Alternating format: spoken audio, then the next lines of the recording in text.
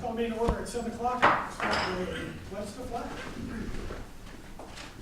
I Pledge allegiance to the flag of the United States of America and to the republic for which it stands, one nation, under God, indivisible, with liberty and justice for all. Okay. Off and running. All right, next up we have a public hearing is scheduled by Opportunity System on proposed impact fees. So Todd Strauss is here, who is the town engineer. We've been moving along on impact fees, as you can tell from coming up on the slide. We're having public hearings just in case anyone wants to ask anything or allow like members. We've got at least 3 members of the CI Capital Improvements Advisory Committee here. You guys, everything? None of us have been there, so is it? Yeah, so tonight is discussion only. There's no consideration on it, no vote. Just any questions you want to ask on it, any updates. Todd's here, you can direct questions. Correct? So this hearing is also nice because it allows us to hear from the Impact Fee Advisory Committee because we're not here. So, you know, are you guys happy with the way things have been going? Is there another meeting scheduled? Yeah, for Monday. A third one? Okay. Okay. And you haven't, so they have not, you haven't adopted. So they'll be providing comments on Monday that will be provided to town council. Okay. At the November meeting, Right. which is That's the action. that's the official public hearing that we must have. Right. So does anybody have any general questions about impact fees and about what we're trying to do? Everybody kind of understands the game plan? I'd like to hear more on it. I'm sorry, I haven't attended a meeting That's for okay. a while. No, So, I mean, in general, you know, with development, you can make the developers pay a fraction of the cost. It's caused by them. So, you know, if we need to have another well, it's not because of you and me. It's because, you know, 100 houses are gonna now come in. So the question then becomes, who pays for that? Well, in Texas, you split it. You can make the developer pay, but you can't make them pay for all of it. But you got a lot of complex calculations because they don't want you to they don't want you to have the developer paying money so you can fix the streets over here. That's not fair. So it's Texas. They make it very rigid, many steps. And you have to have exact things to show that you're causing these things that we have to invest in, so you have to pay your share. Okay, and that's why there's been many meetings and very procedural, and all of these gentlemen here and Gary been involved in this committee having these meetings because we have to make sure we get all the legal requirements before we can assess these fees. And then anybody that has a new development, not like the house next to you, new development then has to pay for the future costs that they're going to have to expand the sewer plant, put in another well, get another ground storage tank, things like that. Okay. Yeah. Okay. Mark, it was really beneficial to have Chip and Van there because they're both builders, and they expressed, you know, these fees add up. Yeah. And when you compare them to what other cities are, you know, and you add all of that together for a person to come in and try to buy a lot, build a house in that development, it can get expensive. And they brought up some very good points about, you know, maybe we should try to do some things about getting the fees to be more upfront and into the lot rather than into the final end of it, which is the house, where they can't get it financed because per foot, you know, pricing goes up as much as, you know, maybe 15,000. Right. But if you put it into the lot, it's kind of, it's there, but it's hidden. And they were, oh, wow, it's a, you know, $100,000 lot, and you're at 15,000, that's nothing, that's not even, you know, and do it that way. So their input was extremely valuable to hear from their perspective when you're talking with a client, how best to describe this impact fee to them by just saying, well, it goes to the lot instead of to the. Yeah, I think one of the things that we're seeing is that, especially in the new housing, the appraisers are looking at construction costs. Yeah. But they're not looking into the fact that there's this fee, that fee, the building permit fee, that, you know, Right. a 2,000 square foot house, if you're spending $20,000 on these necessary permits and fees, that's $10 a square foot. They're not embedding that in their appraisals. They're looking at selling prices. Right. And so, yeah, the nice thing about the impact fees for us is they give us a lot of room because they're a maximum. Yeah. And it covers us in case somebody wants to come in and pressure us to have a lot of houses. If somebody were to come in and really push us hard and say, if you don't let us put in, 4 houses per acre, then we're gonna sue you or whatever. Well, even if you won that battle, the impact fees are 4 times that big number. We're not gonna cut you, so it gives us a little bit more flexibility. But that took up probably the most of our discussion. That's great. was Just doing that. It's good. That's an interesting observation, because it's the developers paying some of that rather than the builder getting stuck with all of it. It's more in the financing, I think, the way we eventually worked it out, was it, if it went to the lot, then it didn't show up as square footage cost. And then the appraiser didn't have to try to appraise that house at, $130 a square foot, when it really should only be 112. Right. Of course, there won't ever be that small. Okay. The other piece to take under consideration too is they're compartmentalized, so you look at impact fees for water, and you look at impact fees for wastewater. There's also, you can do it for roads. In this case, we're not doing roads, we're only looking at water and wastewater. And the interesting thing also is that by law, that impact fee committee, you have to have 40% have to be builders. It can't be just 5 citizens. It's mandatory to have builders on there. It's just kind of neat that they're giving you an interesting perspective, which is, Oh, yes, it wasn't. That's What actually Dan said, the 2 builders were really helpful. good. I mean, that's, like the legislature got it right, I guess. That's good. So is this the same impact that we've seen the last 2 or 3 times? Is it the same verbiage, same as it's changed? There's a little bit more to this presentation, if you want me to, that goes into how the impact fees are collected and how they're typically Some more assessed. nuts and bolts. This would be, so we've had all the discussion, this would be the official report that we adopt. This is final, right? Yes, the report that I've given you is the final report. Okay. So there's been a notice sent out in the local newspaper, in the Little Elm Journal, for the public hearing. So that report has to be finalized and open to the public, so it's available to anybody in the public to come look at.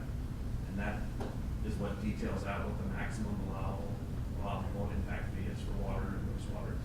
Okay, is there any more, if we can end the public hearing, then we'll just move right on to Todd, since he's ready to talk. And we'll roll right on. Everybody okay? I can have a motion to close the public hearing? I'll make a motion that we close the public hearing. Motion to close the public hearing, a second by Clint. All those in favor? Thank you. Linda, is there anybody that want to speak, visitor citizens? No. Okay. All right, so next up on the regular agenda is water and wastewater impact fee study. Sure, agenda item, Clint. Oh, no, I This think one you is figured it just out. Todd. All right, do you mind hitting that button right there? Presentation. That one? Yeah. There we go. You have a pointer or you Yeah. have a clicker too? I got a clicker. All right. Just click. Okay, so the first part, you all have seen a few times, so it goes over what is successful and then what Dr. Marcus just described. So basically the nuts and bolts are, they are a funding mechanism that are governed by Chapter 395 for the town to basically have new development pay for their fair share of infrastructure that would be required on the water and wastewater side. So I can go through these real quick. Let me know if you want to stop or have questions. So like I said, what are recoverable? Construction, planning, surveying, legal services, engineering, land acquisition, capital improvement planning, and financing. So actually doing an impact fee is a recoverable cost under the impact fees. Projected interest and finance costs, and only town dollars are recoverable. Todd, so from the accounting perspective, as the fees come in, do we decide what they're allocated for? So you have to have a separate water, fund and a separate wastewater. So what you collect for water has to be used, and it doesn't have to, it just has to be used for any of the projects identified in the capital improvement plan under water and Okay, wastewater. suppose a developer gives us the first $1,000. That first 1,000 go to recovering your fees? Yes, So it doesn't even have to go into the bucket of the well yet. Right. We can decide how we collect the money. We get to prioritize it how we want. exactly. Okay. So costs that are not recoverable, capital improvement plans that are not identified in the CIP plan that's already been adopted, operation and maintenance costs, any deficiencies in your existing system, administrative and operational costs, and non-CIP debt, non-town dollars, these are all not recoverable. So I can go into, these are the more nuts and bolts of the report that is now been finalized. So areas to be served by the CIP, it goes out to your ETJ. These are the areas for water that we have assumed for your water CCN, and these are the areas that have been assumed for wastewater. A little bit on the north, because your sewer CCN extends to north of El Dorado. But the purple and magenta line is your ETJ. So under the code, you can assess those out to your ETJ. These are the land use assumptions you guys have already seen based on your zoning. These have already been approved also. I think that was the only question we had, right, is that the assumptions seem kind of high, that we don't have 600% trigger, but you did that as a multiplication, right? You just took 3 times whatever. Right. To make it simple. Right. That's on average, probably a little on the low end. Typically it's 3.25. You gotta pick something. So. Yeah. This is your water capital improvement plan. So this is the water infrastructure. Then you've got some new infrastructure here at your water pump station, and then a new well will be needed to service the demand of future growth. Your wastewater master plan. So these are all gravity lines, and then eventually a large lift station and force main that would force to your treatment plant, and eventually your treatment plant will need to be upsized as well to serve future demand. So then we come up with all these projects, and Can I back you up a second? sure. Okay, so that's the plan. Suppose somebody comes in 2 months, says, I want to put 500 apartments, 1,000 apartments over there. What would we do? I mean, from an impact fee standpoint, do you say it's still a unit's a unit? Is an apartment unit the same as a dwelling unit? Yes, I'll get into how the units are calculated and how they're assessed. So typically they're assessed based on your water meter size. So every house has a 5" by 3/4 inch meter. I confirm that with your masons. Yeah. So proportionally, an apartment would need a larger meter. And so that meter size is based on the amount of water that it can take. And it's a multiplication factor, which is in the impact fee. Okay, but it wouldn't be, if they put in 1,000 apartment units, they wouldn't pay 1,000x our impact fee? No, they would. The fact that the size. There are some provisions in the law that if you collect too much, then you've got to disperse it back to them. So before we got to that point, we would need to Okay, fair probably enough. redo the report. Okay, thank you.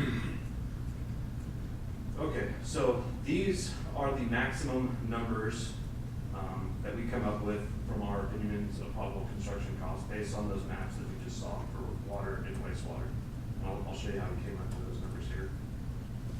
So how is an impact fee assessed? They're assessed based on a service unit. And for water and wastewater, it's easy because every house or every unit of development needs a water meter. And depending on how much water they use, that water size will change. So the standard unit is a 5/8 inch by 3/4 inch for a single family. So this meter is attributable to one house. A large shopping center would need a larger meter to get more water to flow through the meter. So on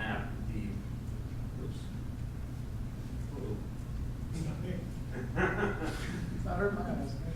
The American Water Works Association governs how much water you can push through one of these meters. And so you just do the math, and 5/8 inch by 3/4 inch meters is has the same amount of flow that a 2-inch water meter could take. So this really doesn't apply to Lakewood Village, since we're assuming everything is gonna be single-family residential. But if you were to have something larger come in, then like a shopping center that would need a 2-inch meter, then they would pay 8 times potentially the impact fee of a single-family residential home. So how do you come up with the maximum impact fee? It's a basic, you take the recoverable costs and then you divide it by the number of service units, which is the land use assumptions that we talked about earlier. So the actual cost for water of all of those projects that we showed on that map comes out to a little over $2.8 million.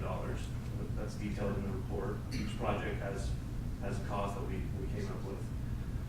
And what Chapter 395 says, you can either take that number and then you deduct potential ad valorem taxes that would be created from the houses moving in, and you do a study and you get an accountant to do that.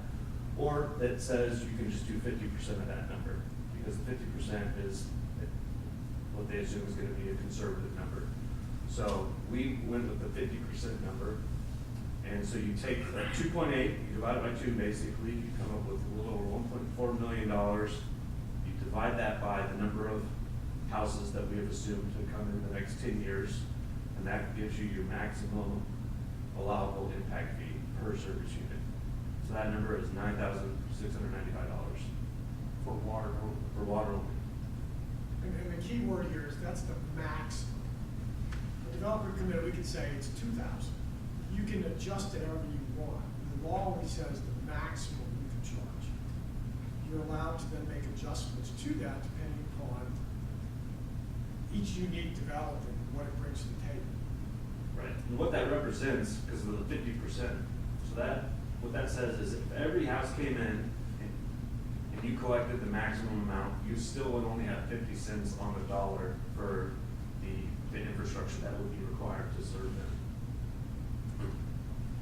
And again, just intuitively, fair is fair. If you bring in all these new houses and we get all the property taxes for that, the roads are brand new, street lights are brand new, water lines are brand new, sewer lines brand new, lift stations are brand new, whole thing's warrantied up. You're getting all those property taxes. Basically, so fair is fair. I mean, you're gonna get that big windfall. So if you make them pay for all of the infrastructure on top of that, that's,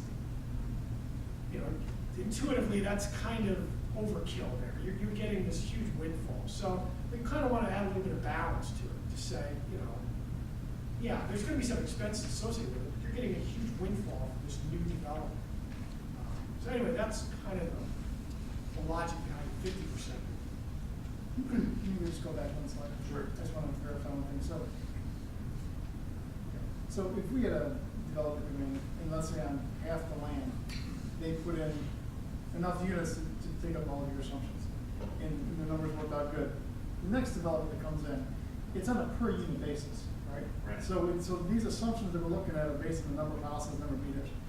But the mayor's point here, if we were to do this, one developer come in, the whole thing worked out exactly as planned, and another developer comes in, we still have the ability to charge those up to 50% of the recoverable fees based on a per unit basis, or is that capped?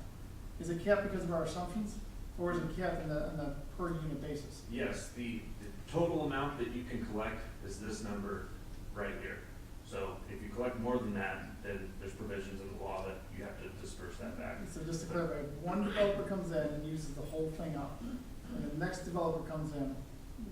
Well, if they came in, they would be coming in at more than 1 acre per lot. So we would need to probably take another look at this report. Right, that's what I mean, so the report is good to this point.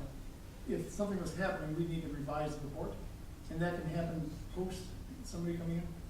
Or we have to be prepared for that? Well, you can also, this is just the maximum. That's why it's the max. So the town can adopt any number between 0 and 9,695 at any point through an ordinance. And also, this report has to be updated by law every 5 years. So the idea is, if something like that happens, Keep track of that. Okay. 5 years is the maximum increment. right, We can call you in 2 years and say, let's update. right, Yeah, so, I mean, the way I think about it, because the maximum saves us. So if somebody came in and only developed half the land, or put in 148 on half the land, Yep. we would not charge them 9, we'd probably say, well, look, they only need to pay half of half. Because remember, we can then say you're paying 5. So the next guy's still gonna pay, if we charge them 9, then the next guy's a free rider, he gets it for 0. Because we've already hit the 1.4 million game set match. Well, I guess the question is, if it really costs us 2.8 million, you'd want to get you recovered as quick as possible. I'm just spitting out here, I'm just asking the question, right? So if it really costs you 2.8 to develop half that at 148 units, we could, depending on what we want to do, recover 96, or we could, as you suggest, do half. But either way, the next guy that comes in, we can't go over that 1.4 unless we update the study. Right, So the guy comes in, makes that first move, we say, hey, we're gonna be in trouble with the infrastructure if we don't update that study. We bring you back in, we update the study, then we can control our additional costs. right. And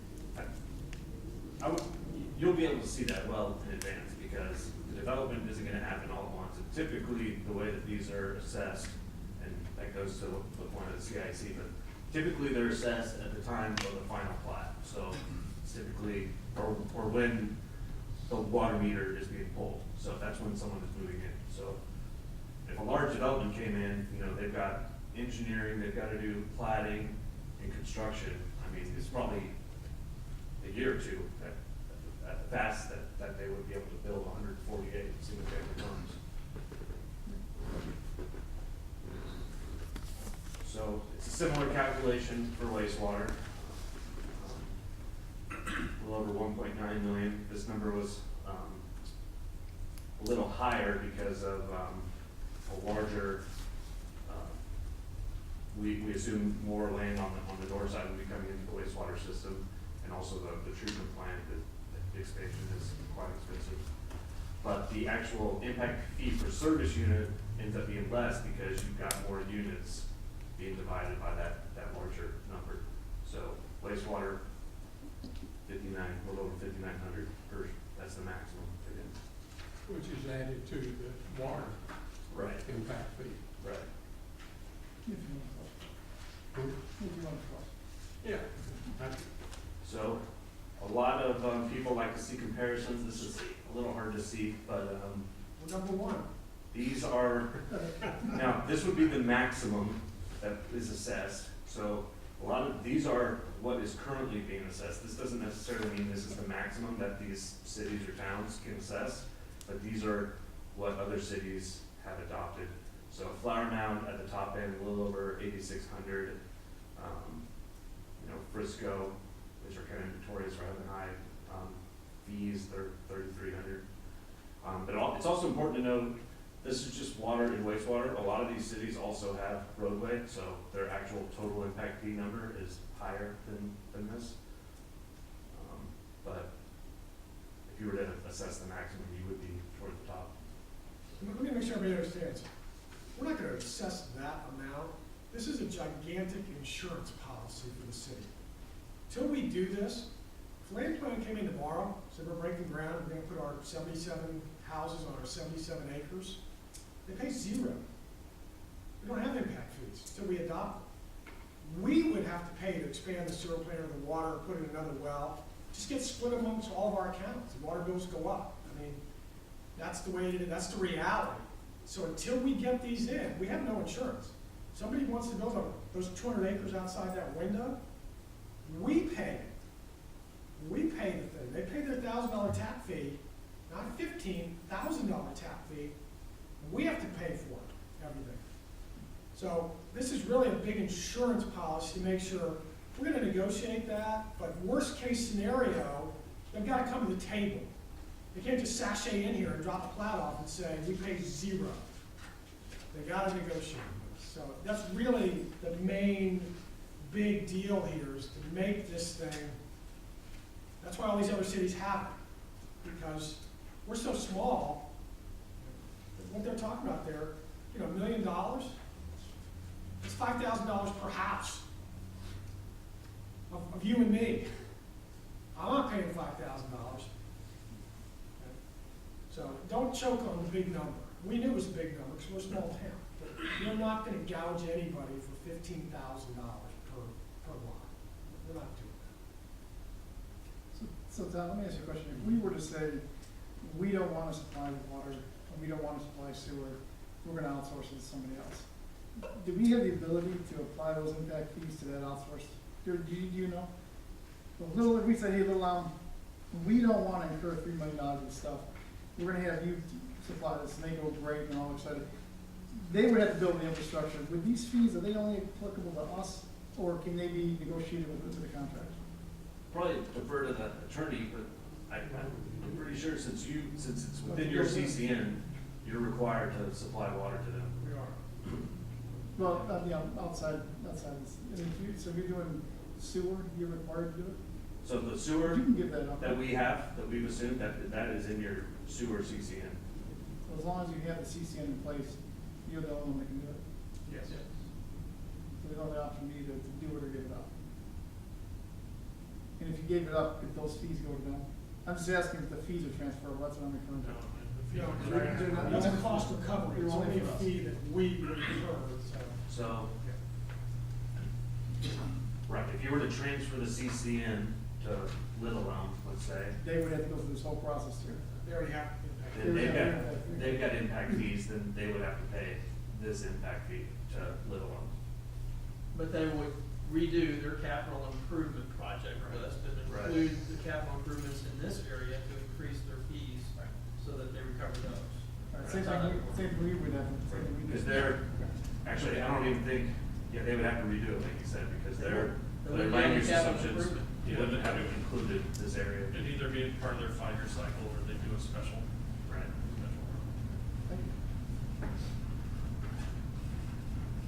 So this is the process we've been through. There's a couple steps left.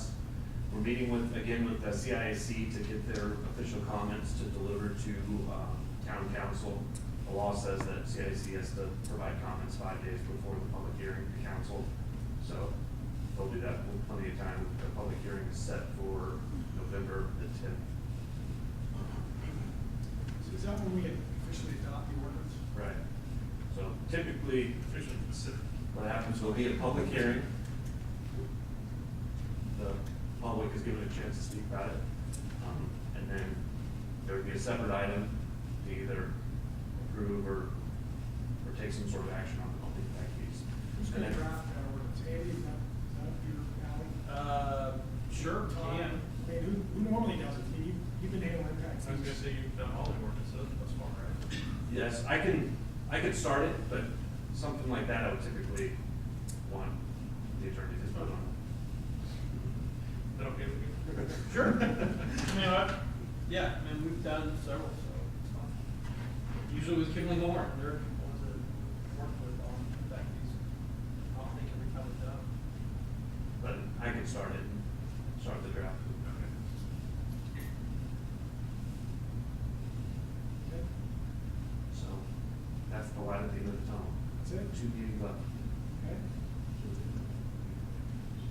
Any other questions? Yeah, we can update that. We can update this anytime we want, right? Right, so you'll be adopting the maximum in the report, and then through ordinance, you can set that, what you actually want to assess at any point within the 5 years. But based on the developers that show up knocking on the door at some point, we can update this thing 6 months from now, if we feel like, right? Right. Circumstances change, we can update it again, right?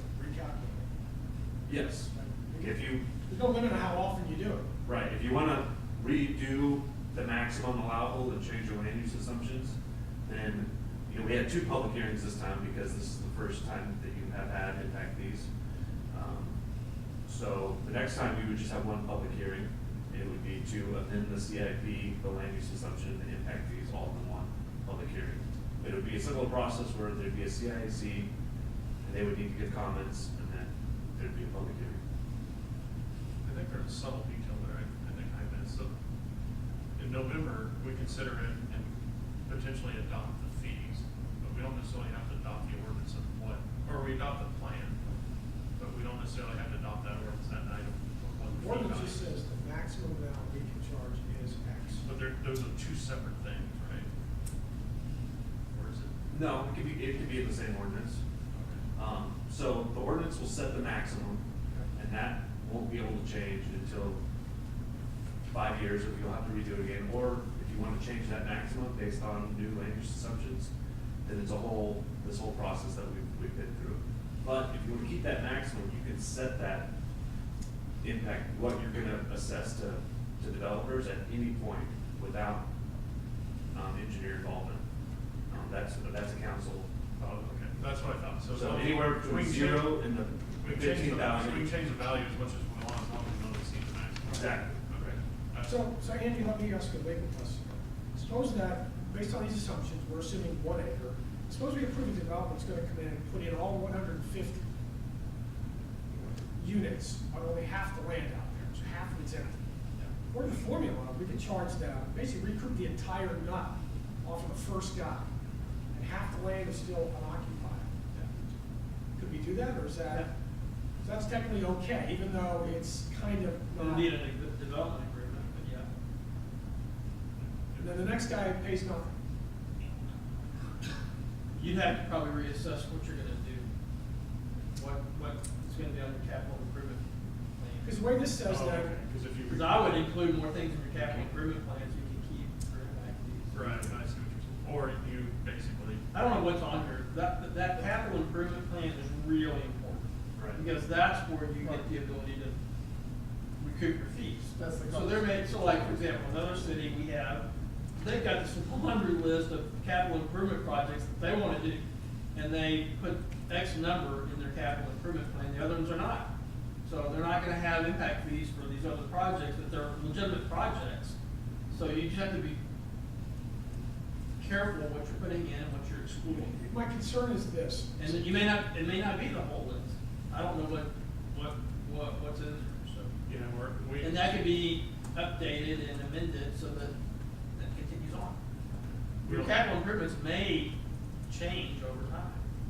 And if, I guess my concern is that the density could be higher than what we calculated. Right. But the cost might not go up, because adding another 100 houses, the sewer plant expansion is enough to cover 600 houses. We're planning on 400 houses. Right. So if we get 500 houses, the numerator doesn't change. The numerator will be unchanged. The denominator now is all screwed up, because now, so it's not a due process thing, or it's not a fairness thing. If the first, No. if you recover all of your cost up front on the first developer, it's just the way it goes. Yeah, I just don't see that. Okay. But you would have to See spend that. that to recover, right?